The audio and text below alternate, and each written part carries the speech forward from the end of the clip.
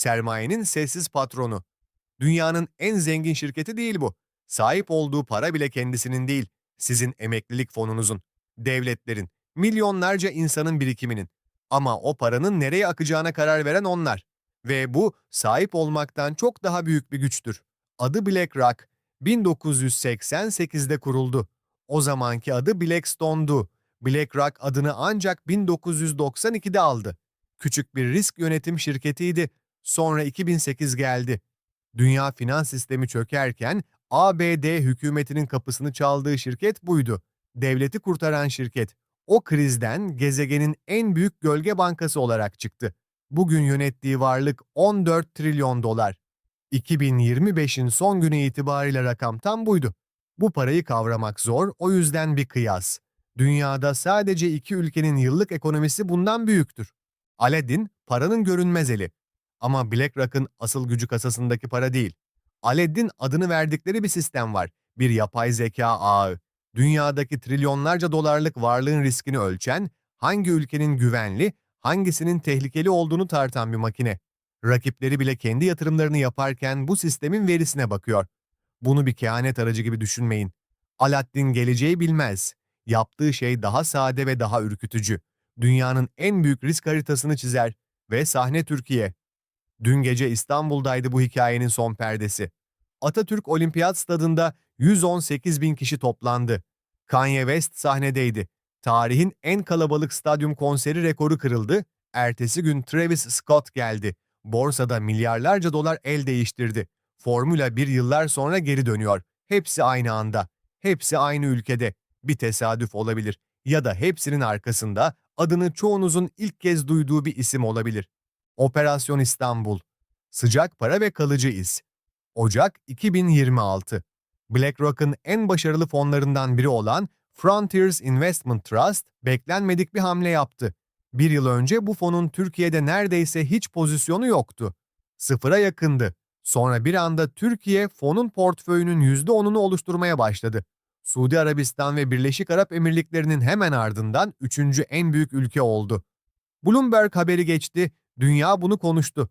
Ama sıcak para böyledir. Gelir, manşet olur, gider. Birkaç ay sonra aynı fon Türkiye pozisyonunu büyük ölçüde boşalttı. İşte tam burada durmak lazım. Çünkü asıl hikaye o fon değil, kalıcı iz. BlackRock Türkiye'ye asıl olarak başka bir kapıdan giriyor. iShares adını verdiği borsa yatırım fonlarıyla. Ve oradaki pozisyonlar gelip geçici değil, kalıcı. O fonun en büyük tek hissesi hangi şirket biliyor musunuz? Aselsan, bir savunma sanayi şirketi. Tek başına fonun yaklaşık %10'u. Ardından sırayla BİM, Akbank, Tüpraş, Türk Hava Yolları, Koç Holding. Fonun ilk 10 hissesi toplam varlığın yarısını oluşturuyor. Bu listeye dikkatli bakın. Savunma, perakende, bankacılık, enerji, havacılık ve lojistik. Bunlar rastgele seçilmiş şirketler değil. Bir ülkenin omurgası ve BlackRock gibi bir devin bir ülkeye girmesi sadece getirdiği parayla ölçülmez. BlackRock bir kapı araladığında dünyadaki binlerce küçük fona bir sinyal gider. Burası artık yatırım yapılabilir bir yer. Yeşil ışık yanar. Eğlence, Formula 1 ve algı. Peki bu yeşil ışık sadece borsada mı yanar? Hayır.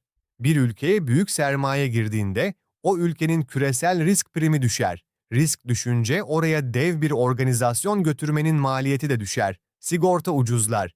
Finansman kolaylaşır. Yıllarca gelmeyen yıldızlar, turnuvalar, festivaller birden mümkün hale gelir. Şimdi şuna bakın. Dünkü Kanye West konserini düzenleyen küresel eğlence devi Live Nation ve Formula 1'in sahibi Liberty Media. Bu iki şirketin en büyük hissedarları arasında kim var? Yine BlackRock. Yani aynı ekosistem. Aladdin Türkiye'ye mali onayı verdiğinde o onay sadece bankalara ve fonlara değil, aynı ağdaki eğlence devlerine de ulaşır. Elbette Kanye West'in İstanbul'u seçmesinin tek nedeni bu değildi. Sanatçının konserleri geçmiş açıklamaları yüzünden İngiltere, Fransa, İsviçre ve Polonya'da iptal edilmişti. İstanbul kapısı açık kalan yerdi. Yani tablo tek bir görünmez elin eseri değil. Birden çok sebebin kesiştiği bir noktada duruyoruz. Ama yine de o kesişme anlamlı. Dün stadyumu dolduran 118 bin kişi sadece bir konsere değil, bir ülkenin küresel risk haritasındaki yerinin değişmesine de tanıklık ediyordu. Çoğu bunu bilmeden. Büyük kumar. Neden Türkiye? Şimdi asıl soruya geldik. Dünya borsalarını parmağında oynatan bu dev neden yüzünü Türkiye'ye döndü? Cevabı 200 yıl öncesinde aramak gerek. Değişmeyen şey coğrafya. Napolyon bir keresinde şöyle demişti. Dünya tek bir devlet olsaydı başkenti İstanbul olurdu. Bunu bir komutanın hamasi sözü olarak değil, bir gerçeğin tarifi olarak alın. İmparatorluklar kurulur ve çöker. Sınırlar değişir, bayraklar iner kalkar. Ama bir şey hep aynı kalır. Jeopolitik. Üç kıtanın kesiştiği, denizlerin ve karaların düğümlendiği o nokta yerinden kıpırdamaz. Para da bunu bilir. Sermaye, ordulardan ve diplomatlardan çok daha önce geleceğin güç merkezlerine doğru sessizce kayar. Sert güç, bir sıçramanın anatomisi. Türkiye'nin son yıllarda yaşadığı şey bir savunma sanayi sıçraması. Rakamlar konuşsun. 2023'te savunma ve havacılık ihracatı 5,5 milyar dolardı. 2025'te bu rakam 10 milyar doları aştı. Tek yılda %48 artış. Tarihi rekor. Ama asıl mesele rakam değil, sıçramanın cinsi. Türkiye artık sadece zırhlı araç ve insansız hava aracı satmıyor. Jet uçağı ihraç ediyor. Hürjet, İspanya'nın açtığı ihalede Boeing'i, Kore'yi ve İtalyan Leonardo'yu geride bıraktı. İspanya 30 adet alıyor. Türkiye ilk kez bir NATO ve Avrupa Birliği üyesine savaş jeti satıyor. Dahası var. Baykar, 140 yıllık İtalyan havacılık şirketi Piaggio'yu satın aldı. Leonardo ile ortaklık kurdu. Yani artık Avrupa'nın içinde üretim yapıyor. Bu, ihracatın da ötesinde bir aşama. Ve bu sadece başlangıç. Şu an geliştirme aşamasında olan platformlar var. Kaan, 5. nesil savaş uçağı, Altay tankı, Çelik Kubbe katmanlı hava savunma sistemi, TF-2000 hava savunma gemisi, Mil'den Milli Denizaltı. Bunlar başarıyla envantere girer ve sahada kanıtlanırsa ihracat kapısı çok daha geniş açılır. Çünkü bunlar gerçekten pahalı sistemler. Bir ülkeyi savunma alanında baştan başa müşteri yapacak ürünler. Bugün Türk Silahlı Kuvvetleri, NATO içinde Amerika Birleşik Devletleri'nden sonra en büyük ikinci ordu. Küresel sıralamalarda dünyanın en güçlü ilk 10 ordusu arasında gösteriliyor. Yumuşak güç, konuşulabilen bir dünya. Ama güç sadece tankla ölçülmez. Türkiye'nin bir de dil ve kültür coğrafyası var. Bağımsız Türk devletlerini, yani Türkiye, Azerbaycan, Kazakistan, Özbekistan, Kırgızistan ve Türkmenistan'ı bir araya koyun. 160 milyonu aşan bir nüfus. Üstüne dünyaya yayılmış Türkleri ekleyin. İran'da tahminlere göre 20 ila 30 milyon. Rusya Federasyonu içinde Tatarlar, Başkurtlar, Çin'in batısında Uygurlar, Irak ve Suriye Türkmenleri, Balkanlar, Afganistan. Toplamda çeyrek milyara yaklaşan bir Türkiye dünya. Balkanlardan Çin'in içlerine kadar tek bir dilin lehçeleriyle anlaşabileceğiniz bir kuşak. Türkiye'nin yönettiği değil, konuşabildiği, dokunabildiği bir dünya. Bu yakınlığın kurumsal hali de var. Merkezi İstanbul'da olan Türk Devletleri Teşkilatı, ortak alfabe çalışmaları, ortak yatırım fonu, ortak askeri tatbikat planları. Yardımdan üse, üstten petrole. Somali. Bu yumuşak gücün nasıl somut güce dönüştüğünü görmek isterseniz Somali'ye bakın. Hikaye 2011'de başladı. Türkiye kıtlıkla boğuşan Somali'ye yardım eli uzattı. O dönemde rakip yoktu. Kimse o coğrafyayla ilgilenmiyordu. Yardım güvene dönüştü. 2017'de Türkiye yurt dışındaki en büyük askeri üssünü Mogadishu'da açtı. Camp Turksom.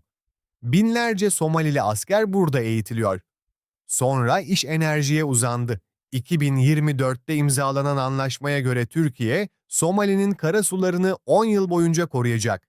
Karşılığında deniz kaynaklarını geliştirecek, petrol bulunursa çıkaracak ve 2026 Nisan'ında Türkiye'nin derin deniz sondaj gemisi Çağrı Bey, 53 günlük bir yolculuğun ardından Somali açıklarına ulaştı. Türkiye ilk kez kendi kara suları dışında petrol arıyor. Tahminler, bölgede 30 milyar varile yakın bir potansiyelden söz ediyor ve bu sadece Somali değil. Aynı sondaj filosu için sırada Pakistan var, Libya var. Bir enerji ve güvenlik ağı kuruluyor. 3 kıtaya yayılan ayak izi. Bugün Türkiye'nin askeri varlığı tek bir bölgeye sıkışmış değil. Katar'dan Somali'ye, Kuzey Kıbrıs'tan Libya'ya, Azerbaycan'dan Irak'a uzanan bir hat. Körfez'den Kızıldeniz'e, Kafkaslardan Akdeniz'e. Bir analizin tarifiyle Osmanlı İmparatorluğundan bu yana Türk ordusunun bu kadar geniş bir ayak izi olmamıştı. İşte köprü, ülke dediğimiz şey budur. Türkiye ile iş yapmak sadece Türkiye ile iş yapmak değildir. Türkiye bir kapıdır, arkasında Orta Asya açılır, Kafkaslar açılır, Orta Doğu açılır, Afrika açılır. Boşluk ve onu dolduracak el. Şimdi etrafa bakın. Türkiye'nin çevresindeki büyük güçler aynı anda yoruluyor. Rusya enerjisini Ukrayna'da tüketiyor. Amerika Birleşik Devletleri 2026 Ulusal Savunma Stratejisiyle önceliğini değiştirdi. Artık önce kendi yarımküresi, sonra Pasifik'te Çin. Monroe Doktrininin yeni bir yorumu. Avrupa'ya açıkça söyledi, Rusya'yı caydırmak için bana güvenmeyin, kendi güvenliğinizi kendiniz üstlenin. İran ve İsrail karşılıklı bir yıpranmanın içinde. Türkiye'nin etrafında bir güç boşluğu oluşuyor ve şunu unutmayın, doğa boşluğu sevmez. Her boşluk er ya da geç dolar. Soru sadece kimin dolduracağıdır. Coğrafyası, biriktirdiği askeri kapasitesi ve hem doğu hem batı ile konuşabilen otonom duruşuyla bu boşluğu dolduracak en öngörülebilir aday Türkiye. Ve bu sadece bir iddia değil. Chatham House'tan Harvard Belfer Center'a, CSI, Stan Atlantic Council'a kadar uluslararası analiz kurumları aynı tabloyu çiziyor. Tek kutuplu dünyanın çöküşüyle Türkiye gibi yükselen orta güçler kendi bölgelerinde belirleyici hale geliyor. Akademik literatürün Türkiye için kullandığı iki kavram var. Yükselen orta güç ve stratejik otonomi. BlackRock işte bunu gördü. Bir hisse senedi almıyor. Bu olasılığın gücüne oynuyor. Ve dünyanın en büyük risk makinesi bile kehanette bulunmaz. Sadece en güçlü olasılığa bahse girer. Geleceği hep yanlış yerde okumaya çalışıyoruz. Tanklarda, füzelerde, diplomatik krizlerde. Oysa geleceğin haritası çoktan çizildi. Bir savaş odasında değil, devasa sunucularda. BlackRock, Türkiye'yi çöken bir sistemin çeperinde bir ülke olarak değil, kurulmakta olan yeni düzenin en olası bölgesel merkezlerinden biri olarak konumladı.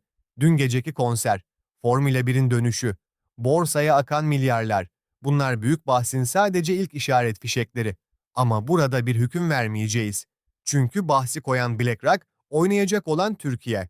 Ve bir olasılık ne kadar güçlü olursa olsun, kesinlik değildir. Türkiye kartlarını doğru oynayıp bu boşluğu dolduracak mı? Yoksa o boşluğu açan ülkeler gibi o da kendi iç meselelerinde mi boğulacak?